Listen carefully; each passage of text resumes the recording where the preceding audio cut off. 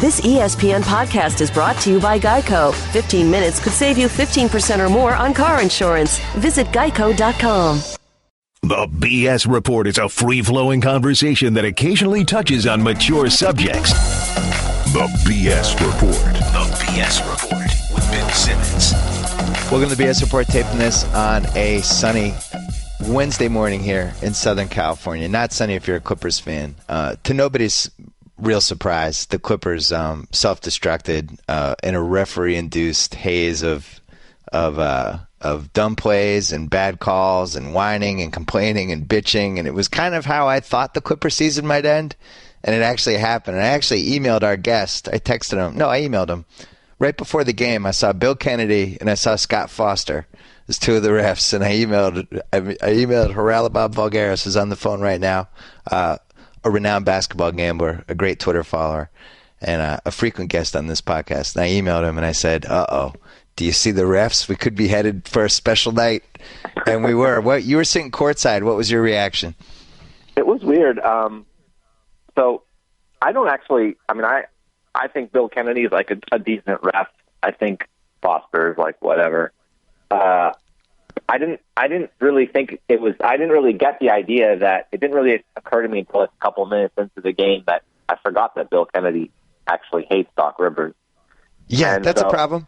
Yeah, and so when you emailed me, I thought you were just talking about just in general those guys being terrible refs, and then I thought about it and I was like, wow, this could be really bad for the Clips because Doc's just a whiner to begin with, and him and Kennedy have history. There's the time when he got teed up for the two of them getting into some kind of altercation during a game. Before a little bit after that, if you kind of track Celtics games when Bill Kennedy was officiating, the Celtics basically had no shot of winning those games.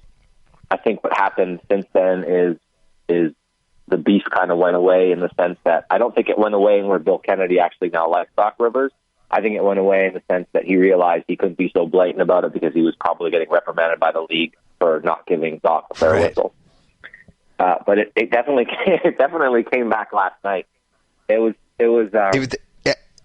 As Rich Levine, of old friend of mine from Boston, tweeted that they had rekindled the fire last night. Whatever fire they had burning between them, it was rekindled like two old flames.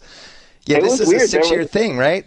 Yeah, it was weird because the whole game was kind of a blur. When I'm at a game, anyways, I don't actually pick up as much about the actual flow of the game or how the game is going as I do when I'm watching it at home on TV with my computer and I'm going back and rewinding and then I'm looking at stats as the game's going on.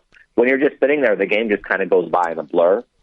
But you do pick up all of the stuff that happens after the whistle blows, the commercial breaks. There was actually a point in the third quarter where Doc and Bill Kennedy actually had like a friendly, like, hey, like they were smiling, and Doc even patted him on the back. But it was funny, like it didn't look like Bill Kennedy was kind of feeling it as much as Doc was. Doc was kind of like, oh yeah, you missed the call. He's like, yeah, I missed the call, no big deal, whatever. But what really kind of set that game off was the young ref, who I've never seen a referee when I've been to a game live who was more flustered during a game than that ref was. He messed up the goaltending call in the second quarter, I believe, where he called Matt Barnes for an offensive goaltend.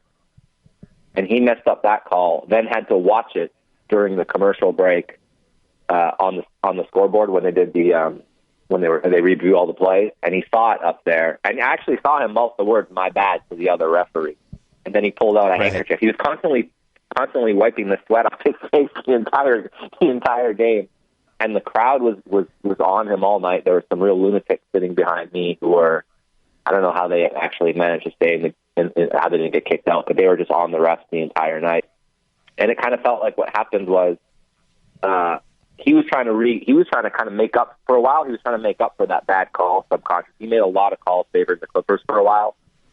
And then Scott Foster was kind of trying to balance the fact that Kennedy was calling all the calls against the Clippers. This guy was calling calls for a period of time favoring the Clippers. And then Foster was just like randomly calling like illegal defenses and offensive 3-second violations at weird points in the game.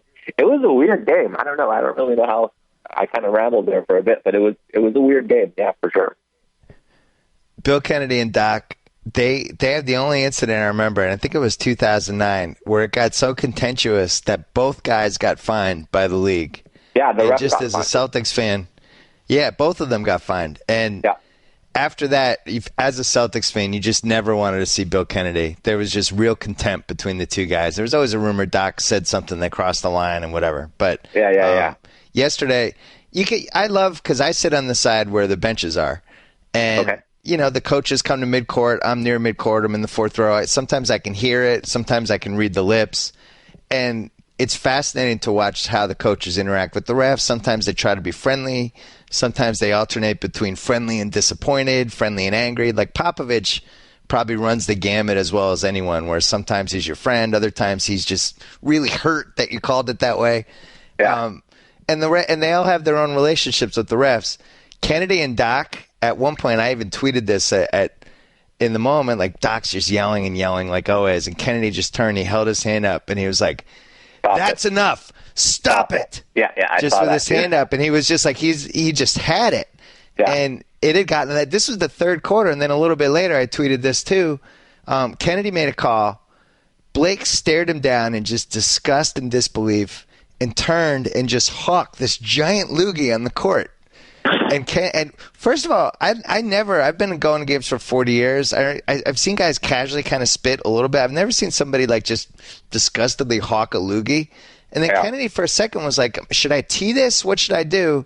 And then Blake kind of quickly realized he shouldn't have done it. So he went over and kind of stepped on it to unwet it kind of. And then Kennedy's like sagged his shoulders, calls the ball boy over. The ball boy runs and wipes it up. And I'm thinking like, wow, the Clippers have created new ways to antagonize refs. This is a team that every ref hates officiating because they bitch about every single call, no matter what it is.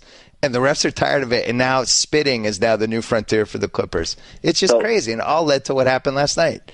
Yeah, so there was another referee who I'm not going to name him because I don't know why, but I just don't want to, who wasn't not Kennedy, not another ref, but when I was initially doing some of the stuff that I was doing where we were just looking for referee biases or referees I was actually looking for referees who may or may not be crooked. And one referee just came out and it stuck out like a sore thumb. I mean, he had these big discrepancies in games or he's favoring one team versus another. And I was like, wow, this guy's crooked for sure. But then I took a closer look and I saw all those games where either were favoring teams playing the Clippers or the Celtics. And so it wasn't so much that he was a crooked referee trying to bet on games. He just didn't ever want to give Doc Rivers fair whistle. It's funny. And so that referee, when I saw that, I was like, oh, wow. And I wonder if the league knows about that stuff. Because there's just so much stuff to look at. And obviously when you have the situation where Kennedy and Doc got into it so bad that both of them got fined, that's something that will stick out and the league will probably reprimand the ref. Hey, look at his games a little closer when he's officiating Doc Rivers games. And what is this call? Why did you make that call? But when it's not a public thing where it's just like a quiet beef, I think those kind of slip under the radar a little bit more. But I totally agree. Like Danny Crawford and the Mavericks was another good one. I don't know what the genesis of that was, but at some point, even if it was unconscious, it was definitely not something. Unconscious. No, I mean, that was back around the time where Cuban was saying how the referees couldn't manage a Dairy Queen, then he had to go work at a Dairy Queen for a day as a public relations thing. So that was back then. Cuban was a lunatic to the referees. I mean, you see him on the court. He was getting fined repeatedly, and there was just some of the old line refs who just hated him and didn't want him to win and were willing to be as unfair as possible against his team because they hated him. And that was a real phenomenon. That wasn't, I mean, that was during the playoffs where I think for a stretch, the Mavs didn't win like 8 or 9 Danny Crawford ref games in a row. And that's key too, because he's the crew chief. He's not just one of the 3 officials, but he's the crew chief, and the other referees kind of take the lead of the crew chief. So that's a big deal. It was worse than that. I thought it was like at one point, wasn't it like they were 1-16 during a something like that? Yeah, it was like 9 in a row. Crazy. Yeah, it was like 8 or 9 in a row, and then like some ridiculous number. And until someone wrote an article about it, it never really got corrected. Then it got corrected after the article came out. But it's wild to me that a referee like that, by the way, he's like the NBA's number 1 referee in some ways. I guess Foster's kind of taken over that. But it's wild to me that when there's a Game 7, you can be sure that Danny Crawford's going to officiate the game. And he's a referee who basically, this wasn't random. was crooked towards one particular team or one particular owner for a period of time. So it is odd. It is interesting. But the game itself is more interesting than referee stuff was interesting. The game itself was, Spurs went to a 2-3 zone at some point. I thought that was kind of cool. They did that in the second quarter. It saved the game. It did. It was. I thought they would go back to it a little bit in the fourth quarter, but they didn't, or at least for like a stretch. But yeah, that was probably one of the more exciting playoff games I've been to. That was just like a game that I had no expectations for excitement.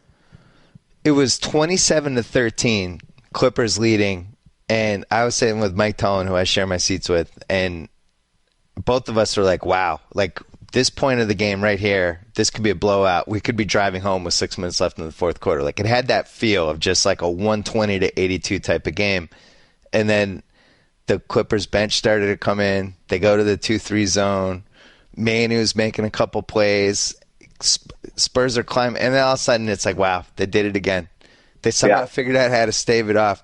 But just quickly about talking about officiating, and I think this is really important for people to understand because I watched it happen to Antoine Walker when I was going to a ton of Celtic games in the late 90s. I don't even totally blame the refs for this because I think, first of all, when somebody's bitching all the time, when somebody's treating you with the lack of respect, and in Antoine's case, he was somebody that would never learn a ref's name. He just called him ref, or number 8. And it's like they hate that. They don't want to feel like they're like working behind the counter at Starbucks. Like they want to have relationships with these people. And he just treated them in such a undignified way that he never got calls. And I would watch it and I'd be like, they're not biased against him. They didn't bet against the Celtics. They just don't like him. They don't want to reward him. He's always pretending he got fouled or whatever, and they don't trust his take on things. And I do think that's happened to the Clippers to some degree. They're always pretending they got fouled. They didn't commit the foul. It's histrionics after every single play. Meanwhile, if you actually go to the games, Chris Paul, what does he commit, 20 fouls a game? We even saw it on the second Danny Green's missed free throw. He's holding Danny Green's arm backwards, Kelly Olynyk style, and they don't call it. But I just think when you're bitching all the time, at some point you become the boy who cried wolf. And these refs don't trust the Clippers. They don't trust what they're seeing with the Clippers because they don't know if they're full of shit or not. Do you agree with that? Yeah, I think you brought up Antoine. The other guy you always bring up is Bonzi Wells was like the one that I really saw. The refs just hated, and he never got a fair whistle because of it, because he was probably a horrible. He was pretty horrible up to the refs. Yeah. And then of course DeMarcus Cousins is the new version. Where up until this, he just never got any calls either, and it became a situation where he'd whine and complain. The refs don't like players like that, obviously. I mean, how do you like someone who's basically yelling at you and screaming at you all game? The part that I find interesting, though, and I very rarely say anything when I'm at a game. Every once in a while, I'll say something. During game one that I went to, I yelled at Boris Diaw to get back because it was a free throw and Blake Griffin was over all by himself, and no one on the Spurs noticed it, and I was cheering for the Spurs. I was like, yo, Boris, get back. And because I was sitting courtside, he looked over and saw that Blake Griffin. So I rarely ever say anything during a game. But I did actually just was like, I said to Doc, stop whining and coach, because I was watching the game and he calls a timeout, and I think it was like a minute left or something. And he spent the entire timeout yelling at the ref. Not even trying to get anything, but it was just yelling. It's like, dude, you're the coach of the team. Like, call the other coaches over there telling his players what adjustments to make, what things to look for, what plays you're going to run. And he's over there just barking at the referees. And there was a quote in the newspaper today or some article somewhere where he said, you know me, I don't really like to whine too much. And that was the actual quote. Oh, it was the funniest. Yeah. And I just looked at that and I was just like, wow, he really has no idea how he's perceived. And he has no perception of himself. And a lot of people, I mean, everyone suffers from that to some degree. But it was so crazy to me that he had no idea that he completely lost sight at some point in the game. And it's tough, too, if you're trying to coach a game and you're getting slighted by a referee. You feel like whether it's real or not, whether it's accurate or not, I think it can be tough to separate that. But it was, yeah, go ahead. I've had trouble going to the games this year. My interest, I don't care who wins the Spurs-Clippers series. I mean, other than maybe some gambling reasons, but ultimately, I have Clippers season tickets. I should want them to keep going so I could go to finals games. That should be my number one goal in any Clippers series. And they've just become so unlikable to watch, game to game, quarter to quarter, series to series, with the bitching and the whining and the culture of whining. And what's been frustrating this year, I really like Clipper fans. Like, they're just beating down dogs who just have had nothing really good to hold on to at all these last 35 years or however long it's been. Yeah. Until Chris Paul showed up and all this. And you want to root for that, right? It's like, oh, man, this is nice. They finally have a good team. They get to go to playoff games. Doc has created this culture of bitching, whining, complaining that now it's trickled into the stands. The Clippers fans bitch about calls more than any crowd I've ever sat in my entire life. All they do is complain and go crazy. It's like, what happened to these sweet little innocent fans who would have killed to have a 500 season? Now they're sitting there like losing their minds, play after play after play. Like, these fans didn't think DeAndre goaltended that last shot. Yeah, it's like, absurd. Are you kidding me? Like, just watching with the naked eye, there's no question he touched it. It was in the cylinder. All the Spurs reacted immediately like he touched it. Like, there was no argument. He touched it. I was the bearer of bad news in my little area for that one, because they all thought he scored, and I looked over to I'm sitting next to my girlfriend, and 1 seat over, the lady's going crazy because I just said, that's not a basket, he goaltended. She's like, what? And then everyone's like, what? Right. Some were dancing. So it was obvious to me it was a goaltend too. It wasn't obvious when I saw it, but it was obvious when I saw the referee blow the whistle. But I don't think people saw the referee blow the whistle and call the goaltending. The front row stuff is great, because there's some people in the front row who spent the entire game cursing at Pop for hacking DJ, or cursing at the referees, right, and it was really fun. Someone should have a camera on the guys in the front row for the Clippers, and the row behind me, they were absolutely insane. Losing. I'm with you. I had no root in the series either. I want to go to more games, but if I really want to go to a game, I can go to a game in Golden State, or I can fly somewhere to go to a game. It's not a big deal. I'm not really in LA all that much as it is anyways.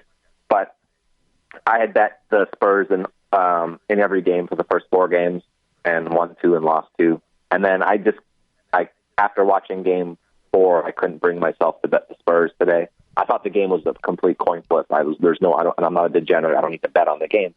And my girlfriend was like, who do we cheer for? And I was like, well, I don't know. I don't really care. We don't really have a bet. We can cheer for whoever we want. Because game 2, she was forced to cheer for the Spurs.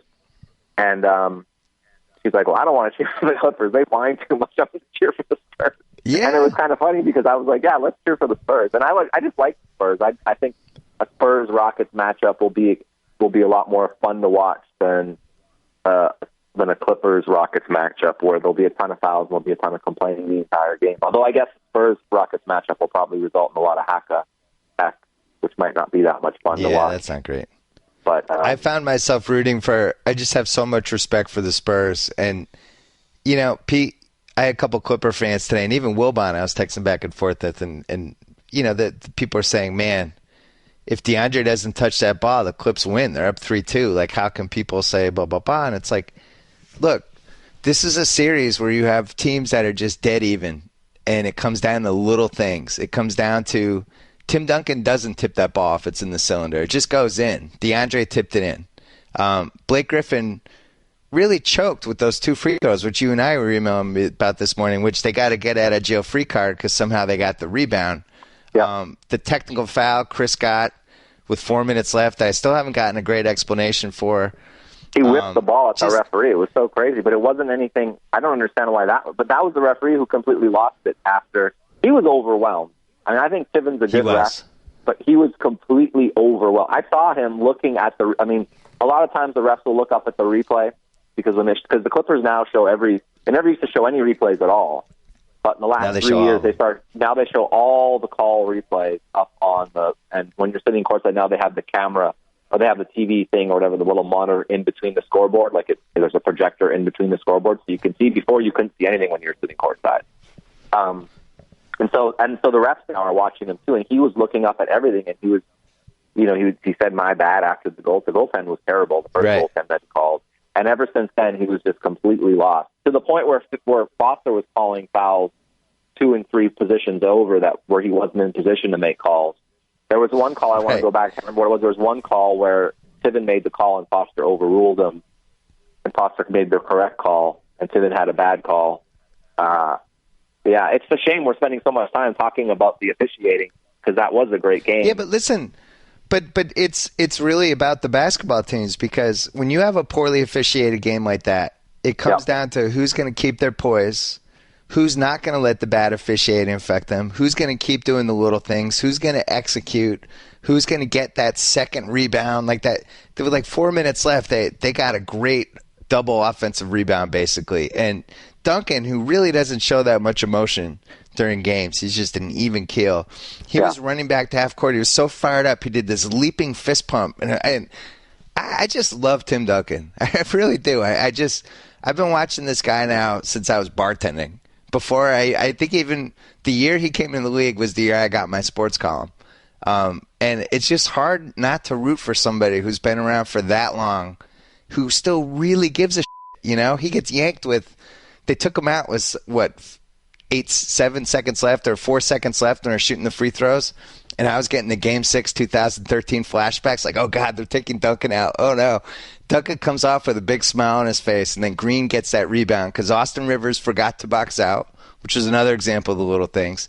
Yeah. And Duncan's just walking on the sidelines with both fists pumped, and just the guy just loves winning. He really – if you think, like, who would you have wanted to play with if you were a basketball player the last 20 years? He's got to be the first pick. He just would have been the best teammate, you know? I think also it's kind of what you talked about before with the two teams. It's hard not to focus on the officiating because the two teams are so evenly matched that at the end of the day, the little differences can also just be the officiating. When you have two teams where the series is basically a coin flip, they could probably play 20 games, although I think Clippers or the Spurs would make more adjustments as the series goes on to where it wouldn't be quite nearly as a coin flip as it would be at the start, just because Pop is probably, well, not probably, he is a better coach at that sort of thing, making adjustments in series and all that other stuff. But yeah, the officiating let's face it, like factor. The Clips still get a little tight in these last few minutes. You can see it if you're there. You can tell which guys are nervous and which guys want it, and for, Chris, I think, is the one guy who's just not afraid. I know he's had a checkered crunch time history, but I never feel like he's afraid. Right. And the Spurs no guy on that team is afraid. They just trust the infrastructure. And if they're out there, they're going to come through. They trust what they're in. The Clippers still have a feeling like, we're tiptoeing along. Like, Blake's unstoppable. Blake should score 40 points a game in this series. This should be 2005 Amari all over again. They have no answer for him. Athletically, he's at another plane than every big man that the Spurs have. And yet in the last 5 minutes, he gets tentative. He just does. You can see it. Yeah, you can definitely see it. I could see it when he was shooting the free throws at the end of the game, and I also anyone who saw Game 2 saw him just pass the ball away for no reason, just turn it over. He is very tight in these games. I don't want to call him a choker. No, it's just he's young. He hasn't played a lot of games. And it comes with it comes with experience, and it's tough. It's tough for him because he doesn't really, the way he's getting the ball in those types of situations where, I don't think he trusts his outside. First of all, if you're going to take an outside jumper, you'd rather have Chris Paul take the outside jumper anyways. But I think going into the paint, it's a lot tougher at the end of games because they allow more contact. He may or may not get the whistle. And then when he gets the whistle, he doesn't look like he's too. He looks like someone who's got a really smooth free throw stroke. He looks really, really. He could shoot both those free throws short. You could see that nerves for sure. That's not. It wasn't because he hurt his elbow or whatever on one of the previous plays. He just looked tight when he shot the free throws. Yeah, it was. I'm with you with the Spurs. I like cheering. You like cheering for Tim Duncan. For me, it's Kawhi. I love watching Kawhi play. I was shocked he didn't come in until about the 5 or 6 minute mark of the fourth quarter. I kept on wondering when is Pop going to bring him back in. I thought he sat him for a little bit too long. I felt like he sat for him, but he might have been fatigued. He might have been tired. Pop probably had a better idea of that. I just love Duncan. I just love everything about him and the fundamentals and what an awesome teammate he is. Kawhi in person is so much better than Kawhi on TV.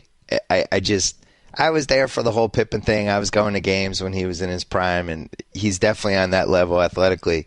The one thing that I think he needs to get better at, and he will, is he needs to just trust himself. Like, there's still time. I think he could have beaten Matt when they give him the ball at the top of the key, and it's designed basically for him to go one-on-one with Matt Barnes or whoever's guarding him. He gets the first step. He gets by those guys every time. He doesn't trust himself yet to kind of bounce off the guys, get in traffic, be a scorer. You'll still see him like he'll just get rid of the ball. And when he finally learns that I have huge hands and I'm probably the best athlete in the league other than LeBron and maybe Blake, and I just need to trust the entire package that God gave me, I think he's going to be a 25-point-a-game guy. I don't think he trusts himself yet. Does that make sense? Yeah, for sure. Well, he's also only 23, right? So that's part of it. And then the system they play is such that he's really the only person who's allowed to have the ball for more than 3 or 4 seconds without being, the Spurs have the thing where if you have the ball for more than 2 seconds, you're not passing, driving, or shooting. You have to pass. So he's the only guy who can actually hold the ball. It seems where they allow him, where it doesn't feel like it's sticking. Parker's driving. All the other guys are driving and moving, but he can actually stand there for 2 seconds and do his post-ups and do his thing, and they don't mind it. They allow that for him. But it's tough for him to score a lot of points because their offense is predicated on ball movement. And then also he just doesn't play very many minutes. There's another really subtle thing that happened in that game that I thought was pretty cool, and something I was calling for a long time, was Danny Green started picking up Paul full court again in the second half. And so there was a point where Paul just scored like 3 or 4 baskets in a row, or 3 or 4 baskets out of, maybe a 3-minute stretch. I'm not sure exactly if it was in a row or not.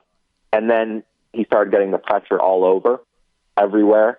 And they also started running multiple screens at him on the other end, where he would get screened by Duncan, then you get screened again by Splitter, they were just like smacking on him all game.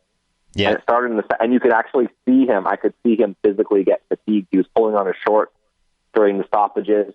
He was sucking air.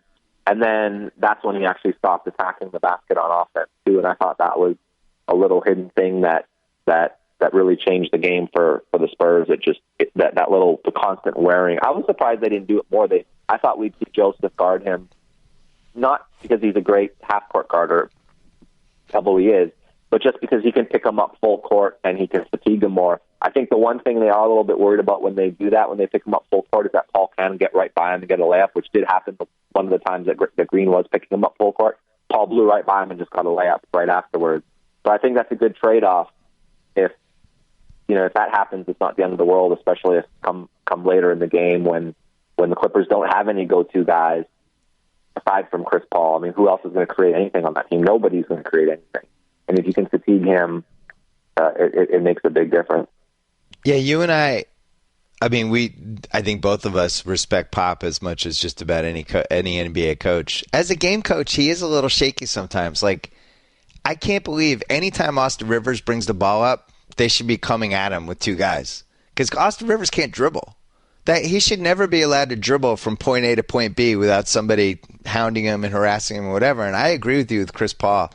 Like, you make that guy work 94 feet. You have multiple guys you can throw at him. You have all these different point guards. He should never just be dribbling the ball out casually trying to figure out what to do. I think they could expand. I was thinking about you because it was right near where your seats were. Kawhi will have these moments in these games, and they last for like 3 minutes, where it's almost like Pop activates some chip in Kawhi's brain to go like all mad and haywire. Yeah. And he starts picking up guys at midcourt. And I've compared it to it's like a shark, where it's like people are swimming and they're just having a good time. And all of a sudden Shark Kawhi kind of swims over and they see his fin and they freak out. And he's got these octopus arms that come flying out. And all of a sudden, they just panic. And he did that for about 3 minutes in that game. And he was even doing it to Chris Paul. And I've just never seen anybody do that, where just at half court, they're just completely destructive and can force a turnover. He's amazing. I highly recommend seeing Kawhi in person, is my point, I guess. There's I'm looking forward to the future of sports and TV and technology, where you can actually just follow one player for an entire game with the camera fixed on him the entire game.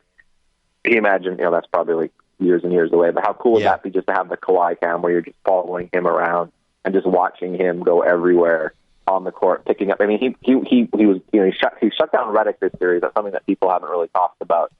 Redick hasn't really gone off on the 3-point line at all in the series, and that's because. And I think the Spurs are living with Paul being able to kind of get his a little bit.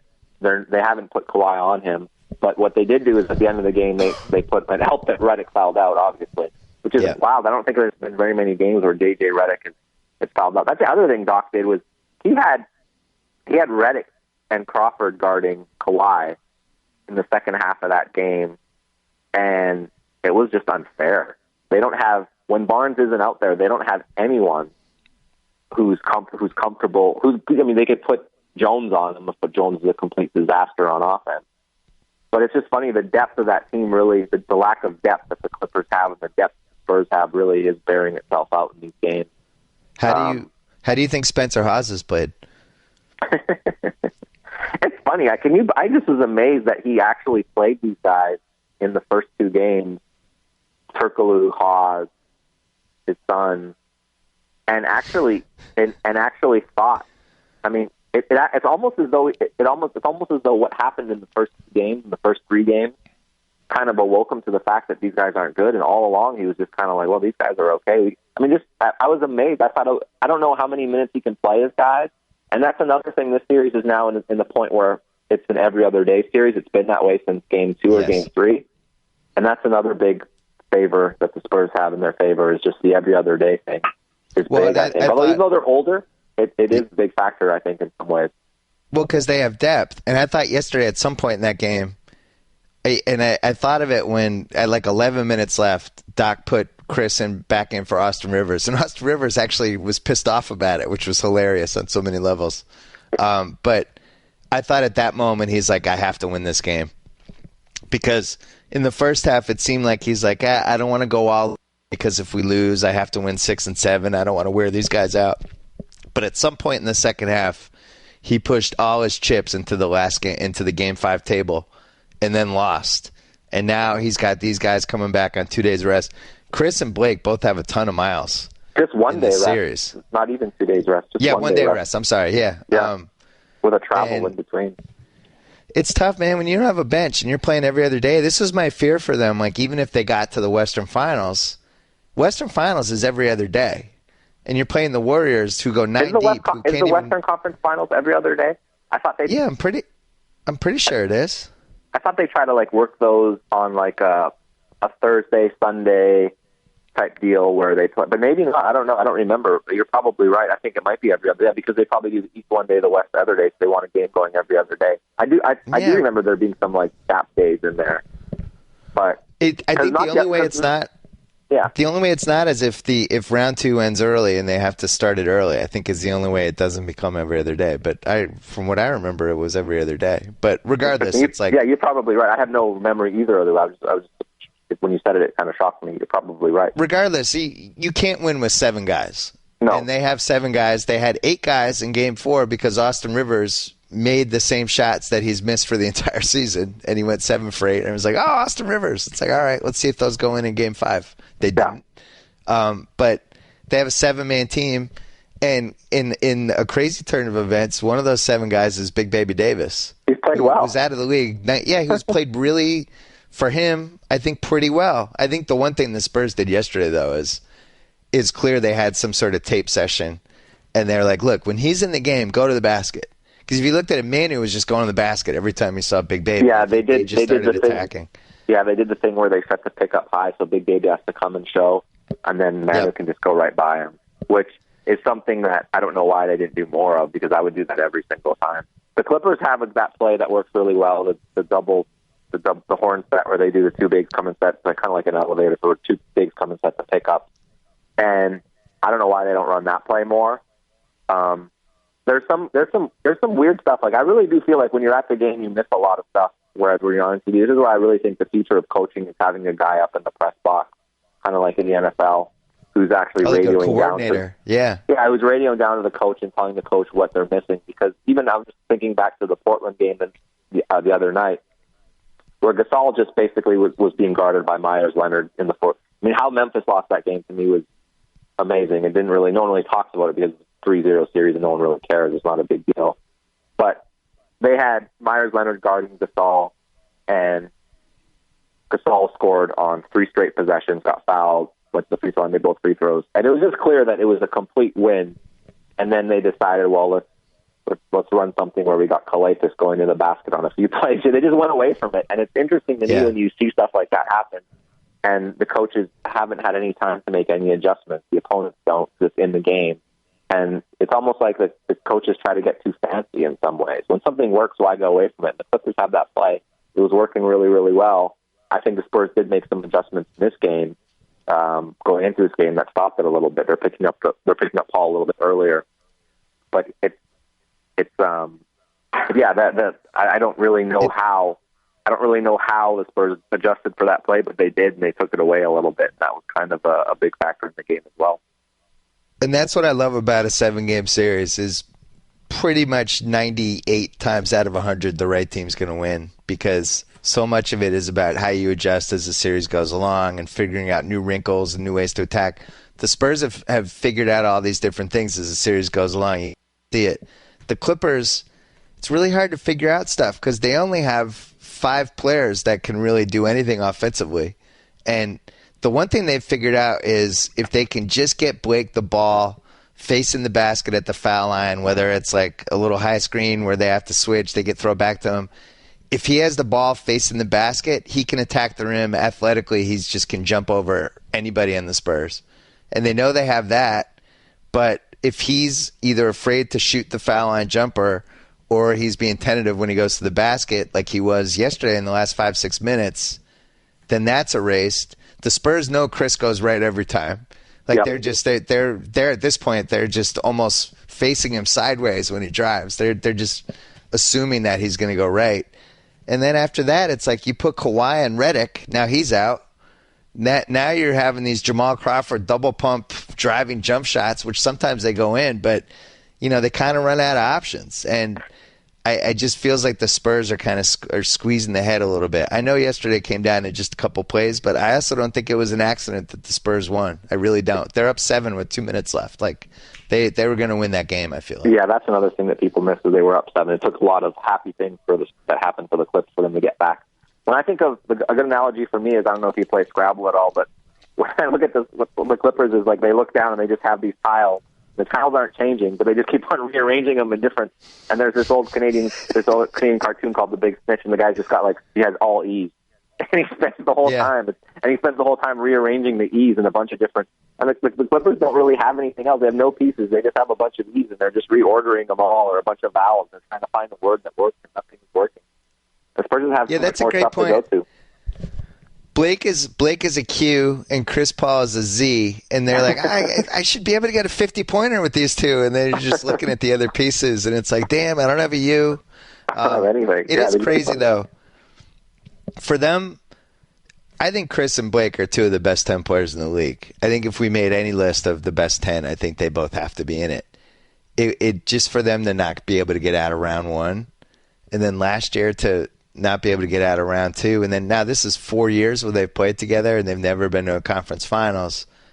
And it's all come down. You just can look at the series and point to this play or this game. Game 2, they're up 2 with the ball with 25 seconds left. Blake's unstoppable, just dribbles it to the other team.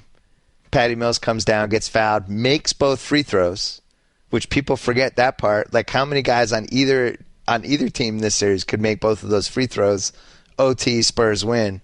It's just, this is year after year, the Clippers just losing a series, assuming they lose this one, and just saying, man, kicking themselves. It was the ref's fault.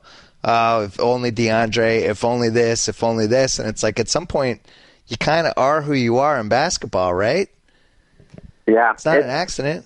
It's tough because, I mean, we were talking about them as though they've lost the series and they're only down 3-2, but it's going to be, even if, I mean, they're going to have to go all, they're going to, I mean, I guess what happened in game 4 could happen again, where they actually just kind of blow them out and they get their stars some rest. But if they have to win a close game in game 6 and then have to play again game 7, I'm not sure. There's so much stuff that, it'll be really interesting to see who the officials are for game 6, that's for sure. It's a shame, though. Yeah. Look at all the stuff that, I mean, we're talking about this team like, they can't get out of the first round, they can't get out of the second round, they've never been, Chris Paul's never been to the conference finals. But first of all, it's how unlucky is it that, A, they have this record, and the last night of the season was so crazy where spots 2 through 6 were completely up in the air with the exception of Portland being locked in at 4. And you have it looked like it was going to be all that has to happen for the Spurs to finish number 2 and play the Mavericks is they just have to beat New Orleans, and they lose to New Orleans, and then because of that they drop all the way down to 6, and the Clippers must have been sitting there like, wow, we could have been number 2, that would have been fun, but we're not. But we also could have just like kind of chilled at the 4 and 5 position, where now we're playing Portland in the first round, who's basically like a dead team. And you're the 5 seed, but you have home court, so it's like you're the 4 seed. And the disadvantage is you play Golden State in the next round, but you're going to have to play Golden State anyways. And do you really want to play Golden State after you've had 2 really, really tough series, and now you have to play Golden State? Or would you rather kind of get Golden State out of the way the second time? I'm not sure what the answer is, but it is interesting that they could have had the Mavericks, or they could have had Portland. They could have had a bunch of different collection of teams in the first round, many of which they would have been a favorite to beat and probably would have beaten quite handily. And instead they got the Spurs. And it's just unfair in some ways. But, hey, life isn't fair. It's not fair when Bill Kennedy shows up to ref your Game 5 at home either. I guess that's not fair either. But well, I mean, the Spurs could say they had Joey Crawford in Game 2 and they won that one. I mean, it is I'd be interested to see how many times a team is happy to see who the 3 refs are. You're like, it is good. This is great for us. I think it's very rare. I think it's very rare unless you're. I don't think there's that many situations like the Bill Kennedy, Doc Rivers. I don't know. I mean, there's the other referee who hates Doc Rivers as well, but that guy doesn't usually get playoff time, so it's not that big a deal. But it is interesting. One thing about Game 6, you're right. I mean, this series isn't over yet, and I think the reason the Clips can be dangerous on the road is Jamal is the X factor, right? Jamal can have that game, and you never know when it's coming, where he just puts up 33 in 22 minutes. He's or not something putting like that. up 33 versus the Spurs when they can just stick Kawhi Leonard on him if he gets hot. No, that's the issue is or that Danny Green. You wait for them to have. You figure like in a 7-game series, Jamal will have the one Jamal game. That's what he does. But the Spurs are kind of built to prevent that from happening. All right, so now what needs to happen? Well, can Blake put up 40 in a game?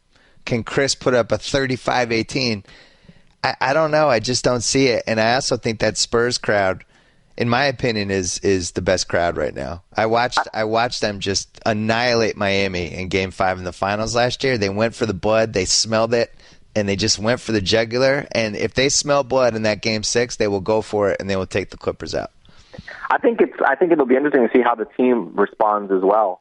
How much of the Clippers players feel as though they got robbed in the game, or how many of them feel like it'll be interesting to see how they come out as a team if they're just resigned. And I don't see it happening, but I don't see them just like coming into San Antonio and laying an egg, but I could see if things don't go their way early, now they have to go to their bench in the stretches that they do for like a minute or two because their starters are just playing so many minutes and they'll come in. I could see it getting out of hand in that way, kind of like the way Game 3 got out of hand. But then again, Game 4 got out of hand too, but it got out of hand the other way. So it's I know this series is I don't agree with you said 98% of the time the best team was a 7-game series. I don't think it's. What would you say it is, 90 out of 100? No, I don't think. I think people don't realize how random a game of basketball is, and in a situation like this, where like this series or Miami Spurs series from not last year but 2 years ago, those types of series do come up, and I don't think it's in that. I mean, I think it's a lot more than people think it is. I think it could be even in the 25s or 30. I mean, obviously, a team like Golden State, like a really, really good team. But when you have two teams that are just evenly matched, there is no better team. So in those spots, those series are just complete coin flips. I think there's more of those coin flip type series where the teams aren't really that much better. Where a game series isn't enough. I love when we disagree. In my opinion, basketball, one of the reasons I love it so much is that the right team usually wins, and it can even be by infinitesimal decimal points. But I can only remember 2 NBA finals in the last 40 years where it felt like the wrong team won. and that is 1998. I just think the Pistons were better than the Lakers that year. Okay. And I think in 2013, the Spurs were better than the Heat, and they should have won the title. And it was just a chain of events that I just don't think can be recreated. But ultimately, when you play that many times, it just feels like the Super Bowl. I don't know how you probably aren't a huge football fan, but the Patriots played 6 Super Bowls during the Belichick era, right? Only in one of the 6 were they better than the other team, Philly. That was the one we win that game 9 out of 10 times. The other 5 Super Bowls, we could have lost 5, we could have won 5. All of them came down to like 2 or 3 plays. I feel like most of the time in the NBA, the right team wins. You know, even in the finals, or do you just mean like any series along the way? Well, I'm just talking about the finals here, but along the way, like last year, Oklahoma City Clippers. And the Clippers choked in Game 5. And you could make a case the Clippers should have been in that series. But after having watched the Clippers for 4 years with this nucleus, like, they have a tendency to self-destruct at the end of games. And that's such a huge part of basketball. Like, to me, I don't know how random that is. Why does it keep I think we're probably so random? We're probably agreeing on part of it. Like, for my thing is when you have 2 teams that are evenly matched, they're just evenly matched. And so you have a lot of – I think there are more of those evenly matched series.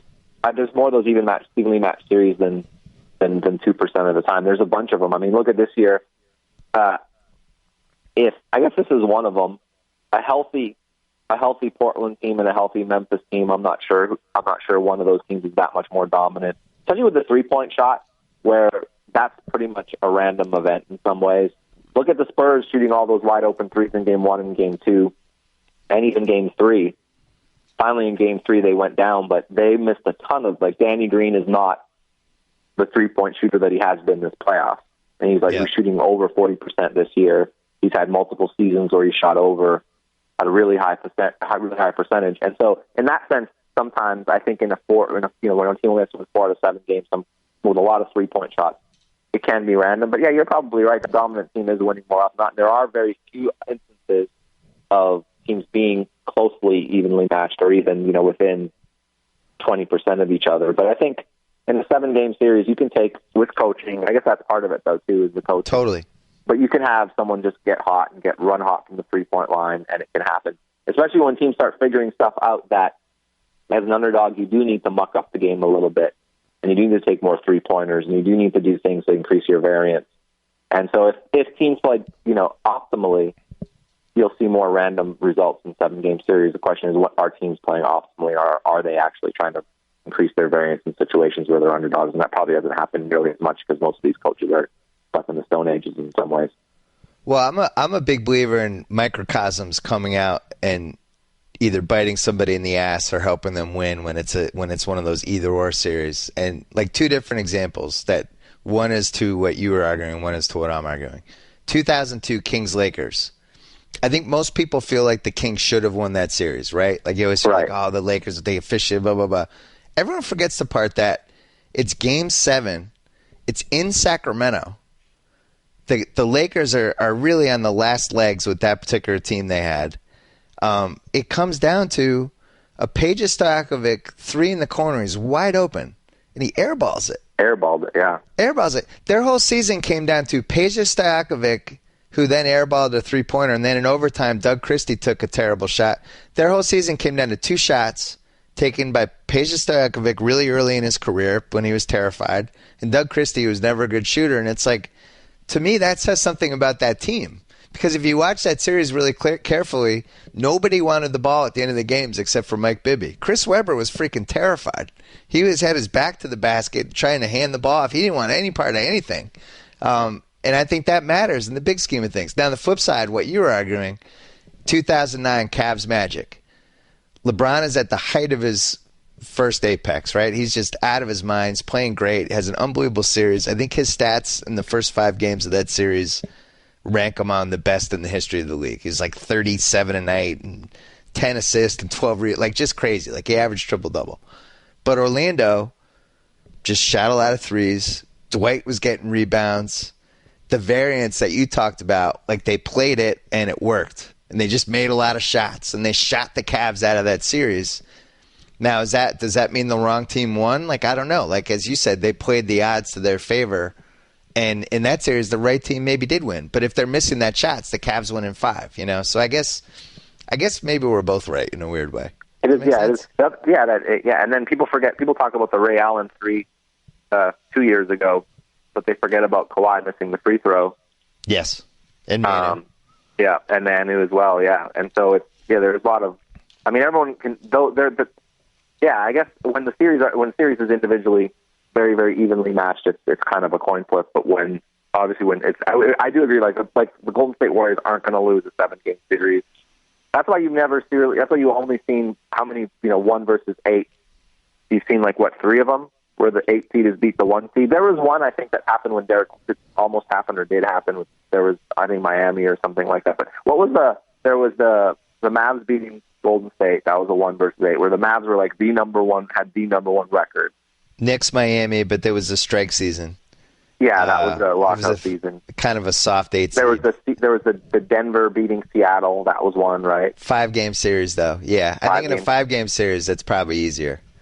Yeah, in a 5 games, yeah, for sure. There's been some that's gone to 7, but in hockey it happens routinely, and I think in hockey, I'm not even sure home ice advantage matters so much. Yeah. What do you think? Do you think there will ever be a team come back from 3 games to none? It's a separate question, but that's never happened in the NBA. It's so crazy. It happens in hockey every other year, it seems. And I got to be honest. We're taping this on a Wednesday morning. I got to be honest, I'm not ruling the Bucks out in that Bulls series. I think some stuff has fallen. First of all, they should have won Game 3. They had the ball at the end of regulation, the end of OT, tie game, chance to win, just botched the possessions. But when you think Noah's definitely banged up, Mirotic has never been the same since the Zaza Pachulia play, and he had turned into this really crucial guy for them down the stretch. Gibson looks out of sorts. Tibbs might be burning out that team a little bit. The fans are kind of getting nervous. The Bucks are coming together. MCW just played the game of his life. Now they're going to Milwaukee for a Game 6. The crowd's going to be insane. Yeah, this might be our chance to see 3-team actually get to a Game 7 and have a chance. Yeah, that's why I kind of brought it up a little bit. I haven't watched a lot of that series because, as far as I'm concerned, that's not even the Eastern Conference doesn't even feel like the NBA at this point. Right. To me, the NBA is the Western Conference, but that's one way, and that's kind of why I brought it up a little bit. It's interesting. It has never ever happened. There was one. I think there was one where Portland played Dallas and was down 3-0, and the series was tied 3-3, but then they lost. Rallied back. Forced the Game 7, but lost. But yeah, that'll be something that is. I don't know. I haven't watched a ton of that in Milwaukee, Chicago. So I went back and watched the last few games afterwards.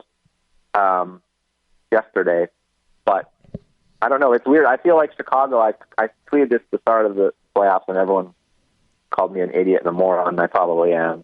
But I said that I wonder if people will find out in the playoffs that Derrick Rose might not be better than Aaron Brooks right now at the point for Chicago. And then I guess Rose had great games 1, 2, and maybe even 3. I'm not sure. No, just 1 and 2. Just 1 and. Yeah, it slipped. Yeah, and he kind of was 5 for 20 or something the other night, and the night before. Yeah, he's had some turnover issues. I can't believe I'm saying this because if you had told me I was going to say this in December 2013, I would have assumed that there was some sort of apocalypse and all the other coaches had died or something. But Jason Kidd's turned into a really good coach. We talked about this one of the last times you were on, and about his assistants and the great defense they played, but they design good plays when they need them. His teams play super hard. He plays with energy. I think his competitiveness, that first 2 months in Brooklyn, he seemed like a Derek Fisher mannequin. You just sit there with that dumb look on his face. Now it's like the competitive Jason Kidd. You can see it. That whole team's in his personality. I think he's transformed MCW's career. I never thought MCW could play a game like he played in Game 5. He was the best player on both ends. I didn't even watch that game yet, so I'm behind. I'm going to go back and watch it. It was everything you want. I mean, the one thing you could say about MCW is he does have the speed of the game, right? He's moving at the right speed. It was just he can't shoot. He didn't have confidence. There was things going on, but the speed was there. And in that game, I felt like that was the first time, if I'm a Philly fan, I'm going, uh-oh. like we might have given away somebody who might be good here for this pick that we're not getting this year. And then if the Lakers spend money, maybe it's the 17th pick next year, and we gave away somebody who was just the best player in a playoff game. It would make me nervous. But that, he still has to develop a jump shot. I don't know that. I'm not sure exactly what happened in that game. I'm assuming he's a good defensive player. Obviously, his defensive numbers have been absurd. And one thing they did was they were running high screens with. Basically, it was just pick and roll with them trying to get Mirotić to switch on MCW so he could beat him off the dribble. And it worked. It worked, yeah. I'm sure the Bulls will come up with some sort of adjustment, but they're long and they're a perimeter team, and it's a weirdly bad matchup for what the Bulls are built. Maybe Thibodeau will just play Jimmy Butler 48 minutes tonight instead of 46. Maybe that'll work out better. Well, that's part of the problem with the Bulls is that they're worn down. They're worn down, but also it's Jimmy Butler's offense. But the Bulls don't realize that. They think it's Derrick Rose's offense, and they rely on Mirotić. But now Mirotić is just hurt, and it almost seems like what they should do is just let Jimmy Butler kind of drive it home. But for whatever reason, they especially the Rose shadow just hangs over everything, and they just seem like they're afraid. So I think in that series, from what I gathered, just doing a little bit of the work that I did, it feels like the back-to-backs in that series really favor Milwaukee, where there's only 1 day rest. And if they can get a couple more days rest, it looks like Rose's numbers are a lot better off a couple days rest versus 1 day rest. So there's not much travel involved in that series. They're not going very far at all. So I do feel like just having the 1 day. And then there was the overtime game also. And that's been a fun series. That's been quietly fun. That people haven't really talked too much. Hasn't really got too much attention. I think it's been the second best series. I think Clip Spurs has obviously been the finals in round one, and then Bucks Bulls second best. Then after that, really lousy round one. Brooklyn Atlanta is like 2-2. But is anyone even watching that series? That's the other thing that's a series that kind of shocked me a little bit too. I've just been really amazed that the players, Bud's trotting out there every night. In some ways, that team really lost their magic. I don't know what happened. I'll tell you what happened. The Horford's hurt and Millsap's hurt, and it changed their team. And I think it was one of those house of cards situations that was fine as long as everyone was healthy. And now you can see both of those guys are hurt. Yeah, no Tabo also. Yeah, no Tabo. And the Nets suck and should not be. This series should not be 2-2. That team sucks. Yeah. It's embarrassing, and I really think now we're looking at Wiz Cavs. I think Wiz Cavs is going to happen. I hate to write off the Hawks after 4 games, but if those two guys are hurt, your injuries don't get better when you're playing every other game. So I think the Wiz have a real chance to sneak in. I'm with you though. The Warriors to me are just so. I'd just be shocked if they didn't win the title. I just think they're the best the best offense, they're the best defense. They have a great coach. They have great home court. I haven't seen any other team that could convince me they could beat that Warriors team 4 times. I mean, maybe Cleveland could have given them a really tough run and possibly even beat them with a healthy Kevin Love. Yeah. Now it's just a question of what they do, what type of adjustments they make. I'm not even sure what they're going to do. I guess obviously it's going to be a lot more Tristan Thompson, but their offense changes so much because Thompson is the guy who needs to be in the paint. He doesn't create the driving lanes. He doesn't stretch the floor like Love does. But it does give them some other advantage. I mean, I don't want to write Cleveland off just as yet, but I felt like with a healthy Love, that would have been a really good series. And depending on what the price was, I may have been a Cleveland backer, but I'm not sure. I think it would be a shame if I didn't mention this because I've been such a vocal opponent of Randy Whitman for like a number of years, but he might have made the best adjustment of any coach in the playoffs. I deserve to give him some props for that by putting Paul Pierce at the 4. I agree. And he didn't do it all year because he smartly realized that Pierce couldn't take the banging of being a 4 all year. But that adjustment, that sneaky adjustment they've made, that is a very, very tough team to beat. Are we sure that was the reason? Huh? Are we sure that was the reason? It was Randy Whitman thinking 6 months ahead, and I don't want to put the miles on Paul Pierce. Are we sure? Are we sure that was what? I don't know. I mean, he has to get credit. He put the players out on the court. I mean, I bash him every time he messes up, which is almost every other day. And now he's made this adjustment where that that's a very good offense. I mean, Yeah. So whether it's him or whether it's someone else or whether it was luck, whatever, I don't know. I tend to think that whether he did it 6 months in advance, knowing that he couldn't do it all year, or that's up for debate. But the fact that he knew that it was something that he was going to go through in the playoffs, and they went to it, it might just have been a series thing, or he thought it was a good matchup for them in the series. So that's possible too. But it is a good adjustment, and it is a good. It's worked out really well for them. Anyone who watched basketball last year knows that Brooklyn took off when they started playing Pierce at the 4. Let's not go too far and assume that Randy Whitman watches basketball. Let's just. Well, Windhorst said, Ed Windhorst on the podcast yesterday, he said Pierce had only played 120 minutes total at the 4. It's kind of insane, especially at this point in his career, especially with where basketball has gone, where if you can have somebody who can make threes at the 4 on one end and at least be passable on the other end defensively, that's kind of what you want at that position. I'm with you. The Love injury really hurts the Cavs. I cannot write them off, if only because LeBron and Kyrie are still two of the best 8 offensive players in the league. And in a 7-game series, you just never know. But the Warriors, to me, it looks great for them. I mean, they're still going to have to go through the Spurs, assuming the Spurs get through the series, and that's a lot of demons for Steve Kerr and just the way they're built and they're playing. It's kind of like Darth Vader going against Luke, where it's just it almost feels like that has to happen, and it's going to be tough. It's going to be tough to win in San Antonio, but I think it looks great for them. Barring injury, you never know with Bogut. Bogut could go down game 1. That's it, Remember when Curry was, I don't want to, but remember when everyone, that's why he signed that contract and everyone thought, oh, this is a fair contract to player with his injury history. And the ankle, and that's, I don't want to jinx the guy or whatever, but it just seemed like that was something that people just took as a given, that he was a fragile player. Right. And he's been healthy ever, for a couple of years now.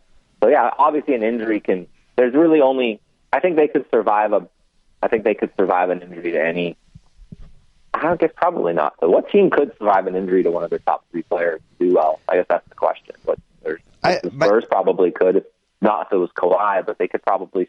I mean, they might be better off if Tony Parker got injured. Oh man, that might help them out a little bit. That was the elephant in the room. I don't think any title team can survive a loss of one of their top 2. I think you can lose the third guy. Of course, that's like a given. I think you can lose the third guy. Yeah, I think the Warriors could chug right on. I don't know. I don't even know if Klay Thompson is. I guess is he one of their top 3 players? He's not one of the top. I mean, they could just keep on chugging along without him. I'm pretty confident of that. I would say for how they're built, the guy that they would probably miss more than other. I mean, Curry obviously number 1, but number 2, I actually think it would be Bogut. Bogut would be tough. It would be tough, but it would be tough against a team like Houston because they have Dwight Howard. But I don't know that. I mean, they could get some minutes out of Festus Ezeli. What are we doing? It's Draymond. Draymond's their second best guy. Yeah, of course. That's their irresponsible. That's their irreplaceable guy. Thompson would be someone that Golden State could probably. That's probably one of the few guys that they could lose. That would. But if they lost Draymond, I think that they would be in a lot of trouble. I agree. They would just outscore teams. So I don't know. It's interesting. I do think Bogut is the guy in that team that pushes them to another level because he's just so smart defensively and he allows them flexibility against any kind of lineup, right? You take him out and now all of a sudden there's a scenario where you're in Houston for game 4 and Dwight Howard has 27 rebounds. You know what I mean? Like he protects you from certain situations that can develop. And this is Windhorst and I yesterday were talking about margin of error. And one of the things I liked about the Cavs before Love got hurt was they had the ability to play so many interesting lineups. I really liked the lineup. I never was a fan of Love at the stretch 4, but watching it in the Boston series, it started to make sense to me because they were figuring out how to just guys run into spots, launching threes, LeBron, everything running through LeBron. And now I don't think they can play Thompson and Mozgov at the same time. So that means LeBron has to play the 4 now pretty much exclusively. That means we get more James Jones. We get more Sean Marion. We get more Mike Miller. Like, these guys are all washed up. So I think it really hurts them. Yeah, it obviously hurts them. It'll be interesting, though. I mean, as much as it hurts them, they'll be able to coast. They'll be the team that gets to the Eastern Conference Finals. I don't see how anyone could. So, they might be able to figure it out by then. I don't know. We'll see. I'm not sure if there is a way to figure it out, but I think LeBron at the fourth makes the most sense for sure. But then who do they play even? I don't even get who they don't really have. Obviously they're going to go with Tristan a little bit, but then they've just shoved in. They have to play James Jones, can you imagine James Jones trying to guard someone on Golden State? Who could he guard? Harrison Barnes, maybe? They could put him on Harrison Barnes or Iguodala. I think their crunch time lineup it's Shumpert and Smith, it's Kyrie, it's LeBron, and it's either Mozgov or Thompson. Yeah, that works. That's your lineup that you roll with. Unfortunately, you don't have a lot of other wrinkles other than variation of those six guys. Then now you're bringing in, you know what I mean? You're bringing in Deladova and you're bringing in James Jones, and those guys just aren't that good. Yeah, that works. That lineup works for sure, but it works the crunch time lineup. But it's just throughout the game, there are going to be stretches where you have a 5-point lead, now you're losing by 3. It's kind of like they're going to be experiencing the Clippers bench thing, where it's just going to be tough for them to maintain or cut into leads. I don't know. I'm a fan of the way. I'm a bit of a fan of the way teams have kind of figured things out along the fly and made these adjustments within the playoffs.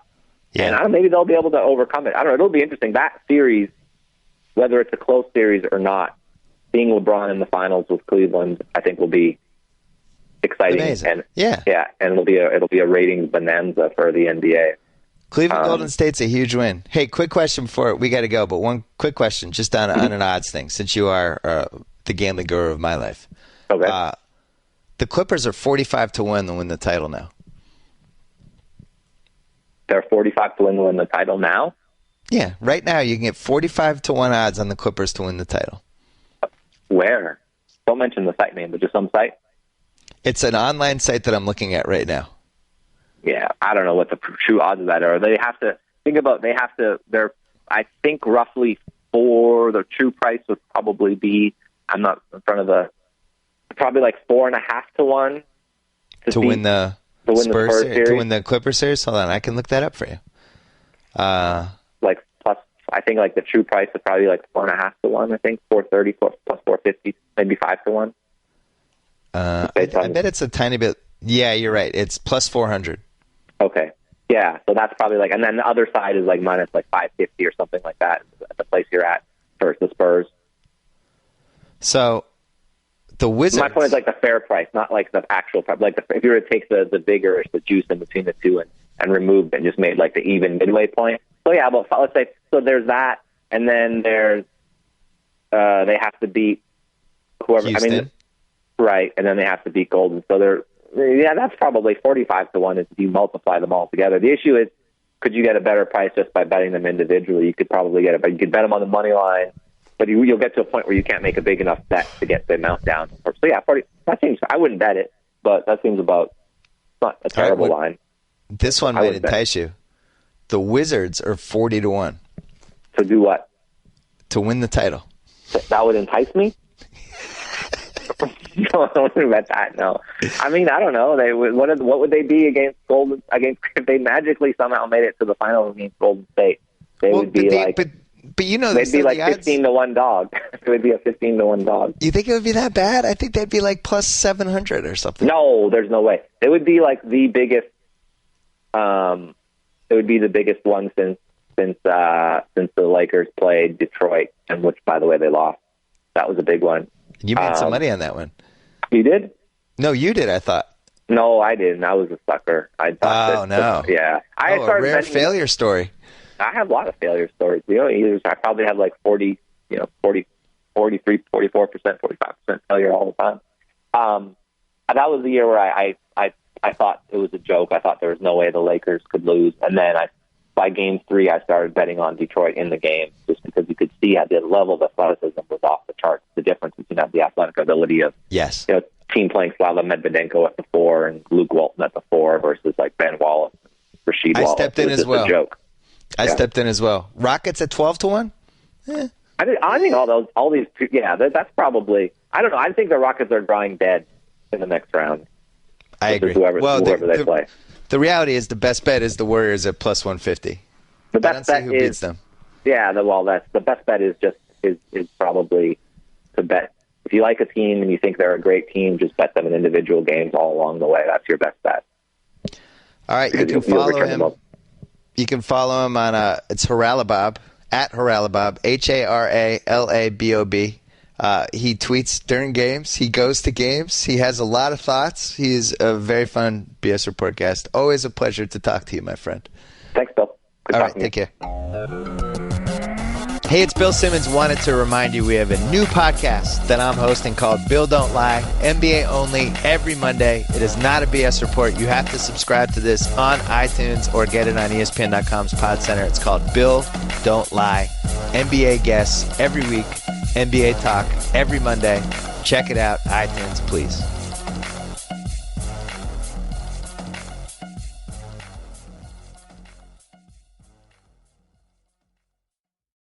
Hey, what you got there, Golick? The new Subway Chipotle chicken melt with guacamole. Man, that looks good. Yeah, this new guac is really bringing the flavor. Got one for me too, right? Well, yes and no. Mostly no. Well, really, all no. Try the irresistible new Subway Chipotle chicken melt with guacamole, juicy grilled chicken strips with Monterey cheddar, Chipotle Southwest sauce, and new guacamole made from ripe Hass avocados with just a hint of jalapeno. Subway, eat fresh.